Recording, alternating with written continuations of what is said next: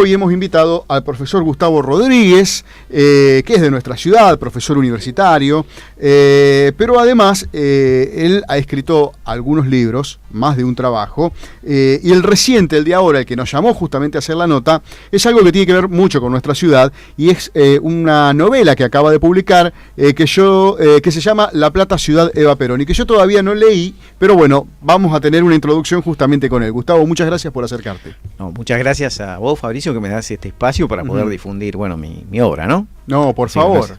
Y bueno, La Plata, Ciudad Eva Perón, ya el título es tentador, porque nos lleva justamente a un momento de la historia del país y de nuestra ciudad, y bueno, claro. Ya el título engancha. Claro.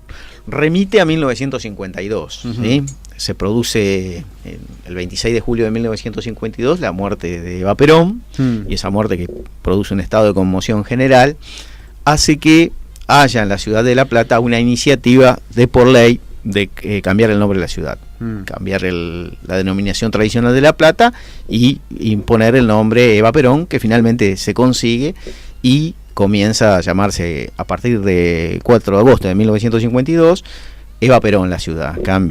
La ciudad cambia de su denominación y bueno, se llamó así hasta septiembre de 1955, cuando el golpe del 55, claro, bueno, vuelve atrás con todo aquello que se había puesto en homenaje a Perón y Eva Perón.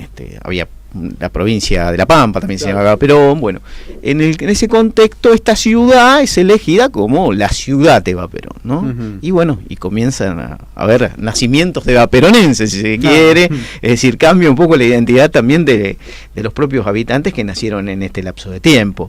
Bueno, arranca cronológicamente ahí el libro. Arranca con una idea ficcional de una reencarnación de Eva Perón en esta ciudad, en el cuerpo de alguien que nace en esta ciudad de Eva Perón, y es un personaje llamado Bárbara Sofía. A partir de Bárbara Sofía se puede ver todo el seguimiento de la tradición peronista, una tradición muy fuerte política en la Argentina, a través de ese personaje.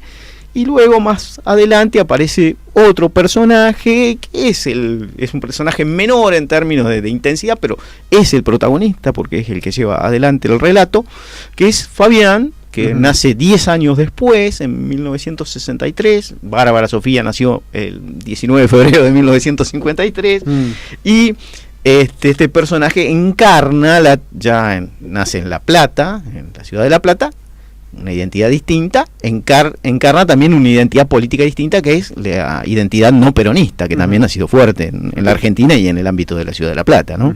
Sí, esos antagonismos propios de esas épocas también, ¿no? Que duraron y todavía siguen durando. Duraron, y bueno, y cronológicamente, bueno, en función de mi formación, el libro sigue una cronología de momentos históricos muy fuertes en la historia, como los viven estos dos protagonistas.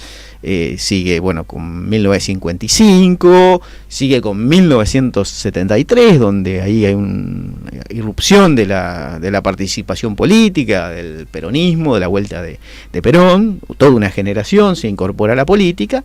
Y luego, atravesando esa etapa terrible del proceso en esta ciudad, como se vivió desde la vida cotidiana, continúa también con un hito muy importante también de la participación política, y en este caso más de la participación política del radicalismo, de la participación no peronista, que es 1983, donde emerge otra generación, ¿no? Con otras expectativas, ¿no? Que se va incorporando también sectores juveniles que en el 73 y en el 83 se van incorporando a la política, y unos protagonizados por un determinado afinidad política, con concretamente Bárbara Sofía incorporándose en la política en términos simbólicos en el 83, con la irrupción de esa primavera camporista, y en el 83 Fabián también haciendo ese personaje menor haciendo su ingreso a la política en términos simbólicos. Después no lo concretó demasiado. Claro, ya de por sí, con lo que acabás de sintetizar un poco en la reseña del libro, dan ganas de leerlo. Yo el fin de semana lo voy a leer. Sí. Pero bueno, ¿qué es lo que te movió? ¿Qué es lo que te motivó de decir, bueno, quiero escribir este libro? Bueno, ¿pensaste mucho tiempo antes de empezar? En realidad yo quería escribir un ensayo sobre el poder político en la Argentina en el siglo XX, o desde mediados del siglo XX en adelante, sobre el peronismo y las dificultades políticas que ha tenido de llegar al poder y después de gobernar, de la tradición política no peronista, el radicalismo, quería escribir un ensayo sobre eso, pero yo dije en un punto, me parece que la ficción se puede encargar mejor, me puede dar un vuelo distinto, porque realmente la política argentina me parece que está más para la novela, para la ficción, que para el ensayo. Sí, y arranqué, porque realmente es muy loco esto de que el cambio de la identidad, de que hubo un tiempo en que la ciudad se llamó de esta manera, y bueno, y muchos enigmas, es decir, cómo el tema de la continuidad del peronismo, las transformaciones, las mutaciones del peronismo en sus distintas vertientes, que han pasado en la historia, me pareció realmente casi de novela, ¿no? Esta cuestión. Te recuerdo que estamos hablando con el profesor Gustavo Rodríguez, que es profesor de Historia y licenciado en Enseñanza de la Historia. Escribió varios libros relacionados a la historia, la política, el deporte, entre ellos Estudiantes y La razón de mi vida, Fútbol y política en La Plata, editado en el año 2005. Me acuerdo que hablamos en hace un par de años en otro ciclo nuestro, y en otra radio, muy buena nota. Otro es El dictador contra Estudiantes de La Plata. De este hablamos en realidad. Sí. Cómo ser campeones en los tiempos de Onganía, en el 2006. Y La Iglesia y el peronismo, doctrina y educación, conflictos y armonía, del año 2009. La verdad que todos los títulos llaman la atención, suenan mucho, y son todos muy vinculados en algún punto con nuestra ciudad, ¿no? Tienen mucho. Sí. Bueno, el primero, Estudiantes y La razón de mi vida, también es 1952, el conflicto que estalla entre el peronismo y Estudiantes. A raíz, fíjate, hay una continuidad en todo esto, del libro de Eva Perón, La razón de mi vida. Claro. Y es en ese tiempo el conflicto con Estudiantes estalla virulentamente el 18 de junio de 1952. Es un tiempo de mucha conflictividad, donde las tradiciones políticas están enfrentadas, donde la tradición peronista y antiperonista, hay un enfrentamiento muy fuerte, y el fútbol no escapa a esa realidad, es campo de batalla, si se quiere, de esa cuestión tan conflictiva, ¿no? Y bueno, después sigo un poco la saga de los conflictos que Estudiantes ha tenido con el poder político en la historia. En 1969, con aquella cuestión de las sanciones muy fuertes de Onganía, por los disturbios producidos en el partido con el Milan en la Boca, y cómo funcionó la ideología de Onganía en el tema del fútbol. Hay Gustavo, mirá, después vamos a seguir hablando un poquito de La Plata, ciudad de Eva Perón, de este libro de hoy.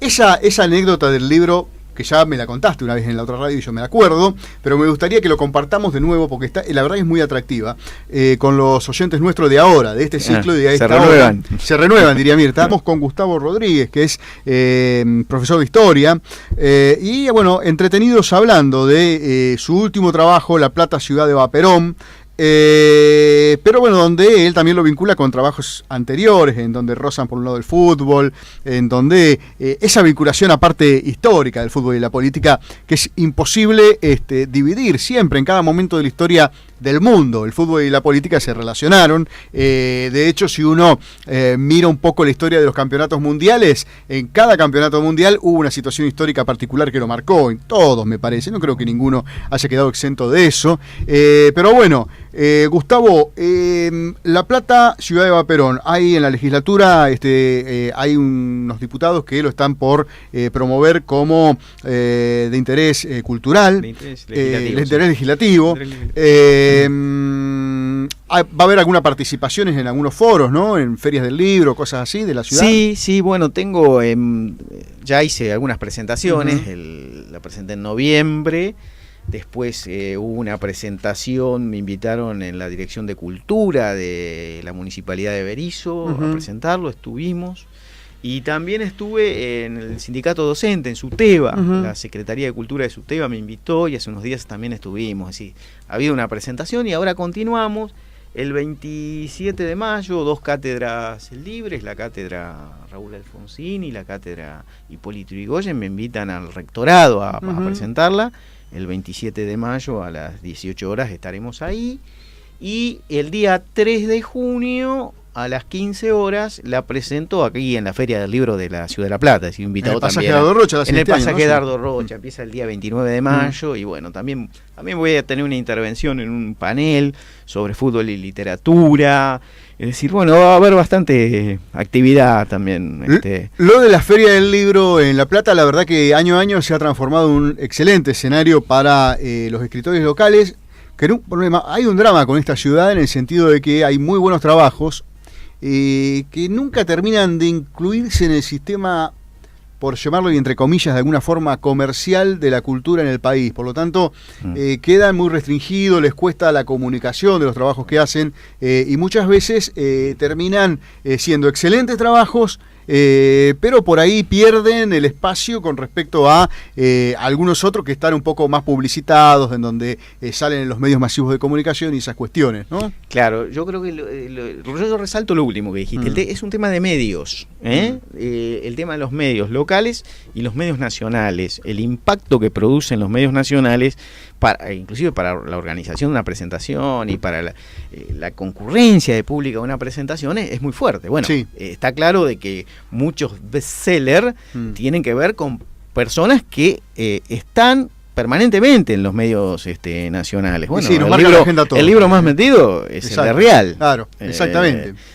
Entonces eso tiene un peso terrible, y la ciudad de La Plata está muy cerca de Buenos Aires, no escapa esa cuestión, ¿no? Que creo que, digamos, viene a hacer la presentación cualquier intelectual y está muy bien, y la gente concurre y se llena una sala, pero de acá desde lo local hay como una cuestión una deuda, falencia. Tenemos, Sí, pero que tiene que ver también mucho con los medios, con la resonancia de los medios nacionales, el sentido de autoridad que tienen los medios nacionales frente al tema de los medios locales. Es cierto, es decir, entonces estamos en desventaja las personas que protagonizan los medios locales y también los personas de la cultura local. Y el esfuerzo que significa escribir el libro, lograr que lo editen, y bueno, venderlo también, ¿no? Porque la verdad que a la altura, mira, muchas cosas en contra, porque también está en un momento en donde la gente lee menos,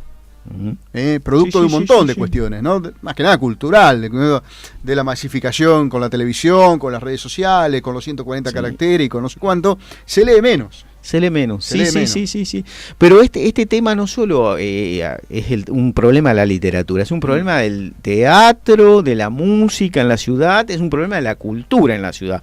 Cómo fortalecer a las expresiones locales, que es una discusión que, bueno, yo también estoy participando y promoviendo desde algún centro de estudio, tratando de ver, bueno, hacer un diagnóstico de las dificultades que existen para las expresiones culturales en La Plata, y después cuál debe ser el rol, principalmente del Estado, en la promoción de las actividades culturales. En este caso, cuál debe ser el rol del Estado municipal. Tiene que haber toda una discusión sobre el tema. Y eso es lo que, bueno, con algunos amigos estamos también promoviendo y trabajando en eso. Está bien, perfecto. Bueno, Gustavo, volviendo al trabajo, al libro en sí, ¿qué es, por ejemplo, si vos tenés que caracterizarlo de alguna manera y decir, bueno, tal situación, desde tal situación arranqué, ¿cuál fue la chispa? Sí, la chispa es esta cuestión, ¿no? Las continuidades de un fenómeno político que realmente es atrapante, más allá de las valoraciones que hagamos, cada cual lo valorará el fenómeno de una manera o de otra, que es el peronismo, ¿no? Esto de la persistencia, esa capacidad de transformarse, de mutar, la continuidad, ¿no? El alma del peronismo. Y yo trabajo el tema del alma de Eva Perón, un poco esto de que en definitiva cambian las formas, pero el cierto contenido sigue adelante, sigue esa suerte de mística, está presente, es efectiva, ¿no? Ahora, teniendo en cuenta eso, ¿no? Cuando vos te sentás y escribís, te sentás, escribís, bueno, obviamente, como en todo esto, hay una cuestión subjetiva, ¿no? Totalmente. Ahora, y sobre todo estamos hablando de un personaje que fue muy controvertido, o sea, muy polémico en la historia del país. Por ahí queda algunos resabios de esa polémica, no tanto suaves, ¿no? Pero bueno, digo, ¿alguien en algún momento te dijo, no, mirá, esta situación no es así, o generó un debate, una polémica, o algún reproche de algo? No he tenido reproches, no, realmente no, han sido todas las opiniones muy respetuosas, no, y creo, digamos que no quise nunca con esto de que, bueno, el personaje principal, que es Bárbara Sofía, tiene un parecido en la biografía, sin ser la biografía de nuestra primera mandataria. Sí. Podía generar algún tipo de polémica, pero realmente creo que el trato es un trato respetuoso. No quise hacer un panfleto político, sino que a través de ese personaje quise llamar a la reflexión. Tiene un tono reflexivo, me parece, y no ha sido polémico en algún sentido. Está bien, a lo mejor a quienes les gusta hacer la apología de los personajes políticos, por ahí no les puede gustar del todo, porque muestro el ser humano real, ¿no? Cómo pudo haber sido ese ser humano. Ya te digo, no es la biografía pero imagino a nuestra presidenta en determinadas situaciones, cómo pudo haber transitado algunos lugares, ¿no? Ahora, por tus distintos escritos, tus distintos libros y trabajos, te interesa mucho el peronismo. Y es un tema. Te interesa mucho el peronismo. Lo que pasa es que es un tema, es lo inevitable. Si uno va a hablar de política en la Argentina de los últimos 60 años, el tema del peronismo es un tema absolutamente inevitable. Aún para los que hemos tenido una tradición política no peronista. Yo, en lo personal, he militado en el radicalismo. Claro. Pero bueno, la realidad... ¿Cuánto cambió el peronismo en la historia del país? Sobre todo del siglo pasado, más que nada, ¿no? ¿Cuánto cambió? ¿Cómo la varió? ¿Cómo la varió? Y sí, la varió, por ejemplo, bueno, la inserción en el 45 de la clase obrera en la política de la Argentina, ¿no? Transformando toda una tradición política de los trabajadores también, que venían antes de Perón, y cuando se encuentran con Perón, con una idea bastante autónoma, de un partido autónomo. Inclusive el Partido Laborista es un intento de autonomía de la clase trabajadora, de los trabajadores. Y bueno, se encuentran con Perón, un líder que les presta atención, que les da ciertas posibilidades de expresión y ciertas conquistas, pero que después los va disciplinando de alguna manera y los va, inclusive cuando Perón asume, una de las primeras medidas es que se disuelva los partidos que lo habían acompañado, el Partido Laborista, la UCR Junta Renovadora y el Partido Independiente, se disuelven y primeramente aparece un partido que va a tener poca duración, que se llama Partido Único de la Revolución, un solo partido, dice. Recordemos que Cipriano Reyes se niega a disolver y bueno, hay toda una persecución sobre Cipriano por este tema. Y ahí un poco la autonomía política de los trabajadores se pierde, hay un disciplinamiento, hay un encuadramiento, responde a un partido político, un liderazgo. Bueno, cambió el tema de un actor importante, pero ese actor después de la proscripción del peronismo vuelve a tomar fuerza, el movimiento obrero, la resistencia, se transformó en esa cuestión y bueno, y en otras cuestiones que tienen que ver con lo cultural también, y bueno, y un poco el país se tornó ingobernable también en los tiempos en que el peronismo estuvo proscripto, es decir, del 55 al 73, bueno, no encontró la solución, no hubo manera de soslayarlo al peronismo, no hubo manera de desperonizar el país, el fracaso desperonizador, ¿no? Yo lo voy a decir desde mi punto de vista, asumo como responsabilidad lo que voy a decir, digamos. Uno mira el peronismo muchas veces con aspectos positivos, que tiene que ver justamente muchos derechos sociales, ¿no? De los trabajadores, en donde bueno, las clases por ahí más postergadas tenían un ascenso, ¿no? Hasta ahí. Y por otra parte, uno mira con cierta distancia al peronismo, por lo menos y crítica de mi parte, digo, claro, la ausencia por ahí de una cuestión más democrática, más llegado a lo republicano y toda esa cuestión, ¿no? Yo sé que si te voy a preguntar una cosa y decís, bueno, es futurología, es hablar de un país por ahí inexistente. Digo, desde tu punto de vista, ahora sí, el país hubiese adquirido la misma cantidad de derechos sociales en la actualidad sin el peronismo, o sea, sin Perón. Imaginemos un país sin Perón.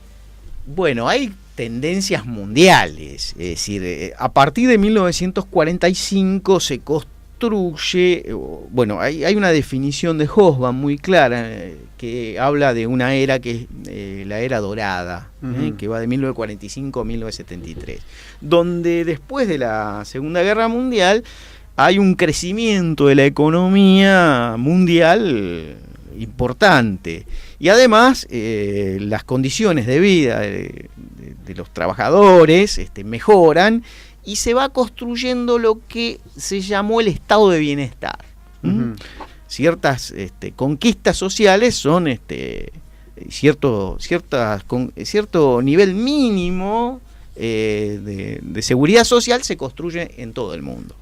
Es decir, hubiera ocurrido una mejora, evidentemente. De hecho, posterior al peronismo, hay conquistas sociales desde sin el peronismo. El artículo 14 bis de la Constitución, la reforma del 14 bis, trae el constitucionalismo social a la Argentina. Exacto. Está bien, alguno va a decir en el 49, con el peronismo también estaba, también hay que discutir el tema de la reforma del 49, que es un tema. También, por supuesto, que no estoy convalidando la metodología de reforma del 57, que la convocó un gobierno de facto, no lo estoy convalidando. Pero el artículo 14 bis es realmente un artículo de primera, en cuanto a las... Mira, si se cumpliera el artículo 14 bis, las condiciones de vida de los trabajadores serían muy buenas, exacto, ¿no? Ni hablar. Seguro. Es cuestión de leerlo, repasarlo, y si eso se cumple, estamos muy bien. Es decir, el peronismo me parece que ha sido un partido de poder en la Argentina. Y esto que vos decías, claramente, lo que vos, el defecto que le apuntás, que yo también le apuntaba, ¿no? Es el exceso de decisionismo. De decisionismo, de no hay deliberación, y un líder toma la decisión. Es el autoritarismo, cuando hay un exceso. Por supuesto que en política hay que decidir, ¿sí? Pero el decisionismo extremo lleva al totalitarismo, ¿sí? El decisionismo es una concepción filosófica de Carl Schmitt, del jurista nazi. Y eso lo tomó en parte el peronismo. No estoy diciendo que el peronismo es igual al nazismo, pero está, sobrevuela también en esa ideología decisionista. ¿Está? Y la otra tradición política, en el otro extremo de la cosa, es más deliberacionista, de deliberar, pero también el extremo de esta idea deliberacionista lleva a la inacción. Si vos deliberás permanente, entonces yo digo, si se me permite una reflexión desde lo intelectual, a lo mejor el aporte de este libro debería ser una síntesis entre esas dos tradiciones políticas, entre un equilibrio entre el decisionismo puro y el deliberacionismo puro, es decir, deliberación y decisión. Se entiende. Estamos hablando con el profesor Gustavo Rodríguez. Nos motivó el libro, su último libro, que es La Plata, ciudad de Vaperón. Y bueno, obviamente empezamos a hablar de cosas relacionadas, ¿no? Estamos hablando justamente de la figura nada más y nada menos que de Juan Domingo Perón. Y yo, claro, le preguntaba eso, ¿no? ¿Cómo sería el país sin Perón, ¿no? Difícil de imaginarlo. Ahora, y antes de ir a la música, una reflexión sobre Perón, y a ver si es que la podemos construir, ¿no? Perón fallece en el 74, en julio del 74, cuando empezaba julio, el primero. El peronismo sigue vigente al día de hoy. Y si vos empezás a analizar en la etapa democrática del 83 hasta ahora, salvo Alfonsín y el breve lapso de la Rúa, el peronismo la marcó permanentemente. ¿Qué hace a que el peronismo siga, a tu criterio, ¿no?, siga tan impregnado en la sociedad? Bueno, porque se ha impregnado en la cultura política a través de digamos, de algunas cuestiones. A ver, no es una ficción el peronismo, ¿no? A ver, siempre la crítica al fascismo, que el fascismo era solo un engaño. Bueno, no, realmente acá han mejorado. Hubo un momento, que fue este momento de la posguerra, donde hubo una mejora de las condiciones de vida de la población. Sobre esa base real se construye todo un relato, y ese relato ha sido eficiente por la capacidad también de gobernar del peronismo, y a la vez se contrapone con la otra tradición, que cuando le ha tocado gobernar, cuando no tuvo el peronismo, no pudo gobernar. Es decir, no pudo, el mandato de Alfonsín, si bien termina 6 meses antes, el gobierno de la Rúa termina 2 años antes. Entonces eso ha hecho que él se piense, no sin razón, se piensa al peronismo como el partido del poder, el partido que es capaz de gobernar eficientemente en la Argentina y de disciplinar a las corporaciones. Y a la vez el peronismo es parte de esas corporaciones. Exacto. También. Claro. Es un doble juego. Representa bien esas corporaciones, las entiende, las interpela y a la vez las disciplina. Negocia y a veces las subordina. Con lo cual muestran esa capacidad, ¿no? Para poder... Gustavo, además de este libro, el que nos tiene La Plata, Ciudad de Vaperón, yo hacía mención hoy a una entrevista que le hicimos en el año... en septiembre del 2013, ¿no? Que lo hicimos en otro programa nuestro, que estaba en otra radio de la ciudad, un sábado por la mañana. Y me acuerdo que hablamos de El dictador contra Estudiantes de La Plata, cómo ser campeones en los tiempos de Onganía. Estoy mirando la tapa del libro, donde está Onganía, grandote, y hay una serie de jugadores, entre ellos Bilardo, ¿no? Sí, hay una... ¿Nos resumís un poquito el libro? Bueno. Un poquito, que además el libro es una anécdota en sí, ¿no? Sí. El libro refiere a un hecho sucedido el 22 de octubre de 1969. Sí. Ahí estaban jugando la revancha del partido de la Copa Intercontinental. El primero se había jugado en Milán, en la cancha de Boca. Se enfrentan Milán y Estudiantes. Estudiantes había perdido 3-0 allá y precisaba conseguir un resultado muy difícil acá, en cuanto a la diferencia de goles. Y bueno, ahí hubo un comportamiento muy poco ejemplar de los jugadores de Estudiantes, y son 2 expulsados durante el transcurso del partido, y otro Poletti agrede a jugadores del Milan a posterior de terminar el partido. Y con lo cual le aplican régimen de Onganía, edictos policiales, que los condenan a 30 días de arresto a Manera, a Poletti y a Aguirre Suárez. Los condenan a cumplirlos efectivamente en Villa Devoto. Y efectivamente cumplen los 30 días presos en Villa Devoto. Lo que, bueno, fue todo un impacto muy fuerte, ¿no? De cómo el régimen de Onganía prácticamente llevaba adelante cierta concepción ideológica. Ahí lo que trato de analizar es el contexto, que es el 69, donde ya el gobierno de Onganía, que había surgido muy fuerte en el 66, ya está en crisis, producto del conflicto social y político a partir del Cordobazo en mayo de 1969, y cómo la ideología de Onganía operó en el tema del fútbol, ¿no? Como en algún momento se fue corriendo de esa cuestión, ¿no?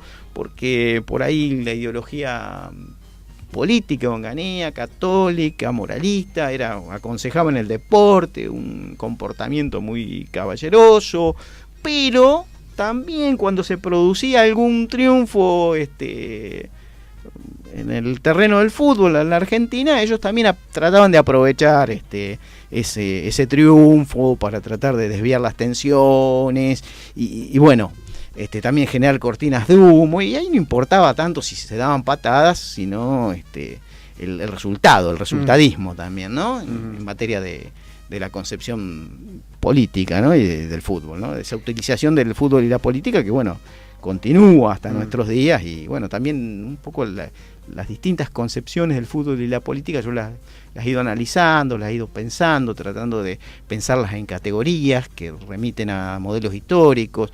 Yo hablo a veces de la politización del fútbol o la futbolización de la política. ¿Qué sería la politización del fútbol? Sería bajar línea, bajar contenidos políticos a través del fútbol. Bueno, la realidad actual de la Argentina en el programa Fútbol para Todos tiene bastante que ver con eso. Es una concepción bastante totalitaria, aún por supuesto que en un gobierno totalmente democrático y de origen popular indiscutido como el actual, pero la concepción es politizarlo todo, y el fútbol no deja de ser un ámbito donde hay que bajar línea y adoctrinar, ¿no? Y también se contrapone y a veces se relacionan la futbolización de la política, es decir, el fútbol como un espectáculo que sirva para distraer a las masas y generar cortinas de humo para que la gente no esté tan preocupada en las cuestiones políticas y sociales, sino que se distraiga un poco con el fútbol. Esto bueno, se va dando a veces, estos modelos que a veces se contraponen, a veces se juntan en un mismo, y a veces funcionan juntos estas dos concepciones, y a veces se separan y chocan. Yo creo que la idea de futbolización de la política chocó en un momento, en la historia reciente de nuestro país, cuando fue el Mundial, cuando hubo un momento en que a Tinelli lo llamaron a la Casa Rosada para tomar el control en el año del Mundial de fútbol para todos. Y Tinelli, que representa la farandulización de la política, un poco representaba el proyecto de futbolización de la política, es decir, un fútbol como entretenimiento, planteó Tinelli. Y esto no fue aceptado por un gobierno que cree que al fútbol hay que politizarlo fundamentalmente. Fue rechazado esto, porque al principio entraron en conversaciones, creo que fue muy avanzada, avanzaron, y hubo un punto donde los que quieren politizar todo dijeron no, el fútbol es para bajar contenidos políticos, no es para entretener. Se mezcla también, ¿no? Sí, lo defienden a ese concepto a viva voz igual. Exacto. No, Sí. Incorporado No es una cosa que inventa Gustavo Rodríguez para criticar a nadie. Exactamente. Vos sabés que... pero lo han llevado al extremo, que en el punto que por ahí les cerraría desde lo comercial y les vendría bien en un mundial donde está bueno que... renegaron de ese proyecto, porque hay una concepción ideológica atrás de la politización del fútbol. Claro, exacto. Un concepto ideológico complejo, ¿no? Bueno, esa anécdota que vos que motiva tu libro, pues es que el domingo, yo te contaba recién en la música, veía un reconto de unas intervenciones que se llaman, que está en Bendita TV, donde hay está Coco Basile, Bambino Veira y Coppola, ¿no? Y hablan de anécdotas. Un clima distendido. Sí, realmente es lindo. Y yo me acordé justamente de tu libro en ese momento, o de la anécdota puntual, cuando miraba que Coco Basile contaba. Mira, te lo leo, porque acá lo tengo. Dice, Coco estaba recordando una de sus tantas historias de su época como jugador de Racing, en el cual, luego de un partido contra Estudiantes de La Plata, en la cancha de River terminó en la cárcel de Devoto debido a un decreto del presidente de facto, Juan Carlos Onganía. Por un decreto de Onganía, contó Basile, al que lo expulsaban iba 30 días a Devoto. Y dijo después, era un partido que se veía con ambulancia, imagínate lo que era, o sea, bastante violento aparentemente. Aguirre Suárez le agarraba los huevos a Chango Cárdenas, nadie entendía, pero yo sí, porque lo había visto, relató Basile, en referencia a todo lo que pasó en la previa de un tiro libre en aquel partido. Bueno, y después terminaron todos presos. Pero digo, bueno, Onganía tenía un divorcio grande con... quería moralizar, es decir, quería imponer el orden por allá en un terreno que era el estadio de fútbol, cuando ya no lo podía garantizar el orden en otros ámbitos mucho más amplios, porque ya el gobierno de Onganía, ¿en qué tiempo es esto? Más o menos por esa época. Punto, no sé si era el 22, que era el 22 de septiembre, fue lo de... Esto es 22 de octubre, pero habrá sido ahí. Claro, entonces ya estaba muy complicado Onganía, y por lo menos quería mantener el orden en el ámbito de un estadio de fútbol, ¿no? Está bien, perfecto. De un estadio no tanto, en el ámbito del campo de juego. Sí, del campo de juego, nada más. Porque también hubo hechos de violencia del fútbol en la época de Onganía, muy fuertes también. ¿Ah, sí? Sí, no. El tema con la dictadura de Onganía tampoco paró la violencia en los estadios y esa cuestión, que bueno, es una cuestión estructural, evidentemente, la de la violencia en el fútbol. Si alguien piensa que la violencia en el fútbol la van a poder resolver de un día para el otro, yo temo informarles de que no es así. Igual viene muy lento todo lo que se haga, ¿no? En cuanto a violencia de fútbol, cada vez estamos peor y realmente no pasa absolutamente nada. Yo ahí presenté un proyectito para la Dirección General de Cultura y Educación de realizar talleres de prevención de la violencia en el fútbol en las escuelas. De hecho, yo informalmente venía haciendo algunas tareas en ese sentido. Y bueno, porque acá hay no solo una cuestión del barra brava, no es una cuestión de 100 tipos. Acá hay todo un contexto social donde la violencia, por lo menos simbólica, tiene consenso. Entonces hay que hacer un tema de educación, desde abajo, desde los chicos, ¿no? Que ¿Y ese proyecto en qué instancia está? Y esto duerme una buena siesta en la dirección de Política Sociedad Educativa de la Dirección General de Cultura y Educación. Creo que de ese tema habíamos hablado a mitad del octubre en 2013. Claro. Sí, así que están muy preocupados por esa cosa. Por eso te digo, bueno, pero en general no pasa absolutamente nada. Claro. Y vos viste que 2x3 nos tenemos que lamentar, como lo que ocurrió en Boca, un papelón internacional, con consecuencias muy graves para el país, también, ¿no? De la imagen para el país que hay en torneos deportivos, ¿no? Porque también nos puede llegar a afectar en el futuro lo que ocurrió en Boca. Totalmente. Donde nadie se hace cargo y donde hoy por hoy lo tenés a un juego entre Boca, entre algunos políticos, que yo no fui, que fue él, que esto, que el otro, y no pasó nada, parece, ¿no? Son muchos políticos los que por ahí aplauden esas cosas o gritan como en el pero se transforman. Pero acá yo no quiero hacer la crítica puntual de nadie en particular. Pero hay muchos jueces, fiscales, políticos de alta representación, de mucha responsabilidad, que van a una tribuna o una platea y se transforman y ejercen la violencia simbólica. Y bueno, en un punto hay que educar, porque al lado hay adolescentes, al lado están mis mismos alumnos que yo en la escuela les digo que no hay que ser violentos, les digo que la violencia simbólica está mal. Hay como un mensaje contradictorio, ¿no? Seguro. Gustavo, ya se nos está acabando el programa, lamentablemente, porque la verdad que, bueno, yo hoy lo esperaba al profesor Pedro Lapido, que todos los martes hace la columna de historia, es más, hoy vamos a hablar de la semana de mayo. Ya estamos. Claro. Y bueno, me ha fallado el profesor hoy, pero ha sido como siempre un gusto tenerte. ¿Cuándo es la presentación en la Feria del Libro? En la Feria del Libro estamos el día 3 de junio, miércoles 3 de junio a las 15 horas. Bueno, vamos a hablar... si no es el 3 de junio, será el 2 o será el 4. Vamos a hablar un poco de vuelta, aunque sea por teléfono, porque la verdad que interesa la propuesta de tu libro, La Plata, Ciudad de Vaperón. Ya el título es atractivo, lo decía al principio del programa. Y vamos a tratar de hacer este tipo de entrevistas seguidas, ¿no? Donde podemos hablar de la historia vinculándola con nuestra actualidad, imaginándonos a personajes de la historia no muy lejana, en otra actitud por ahí, y ver sobre ellos y haciendo una proyección. ¿Te parece? Cuando gusten, a tu disposición. Muchísimas gracias a vos, Fabián.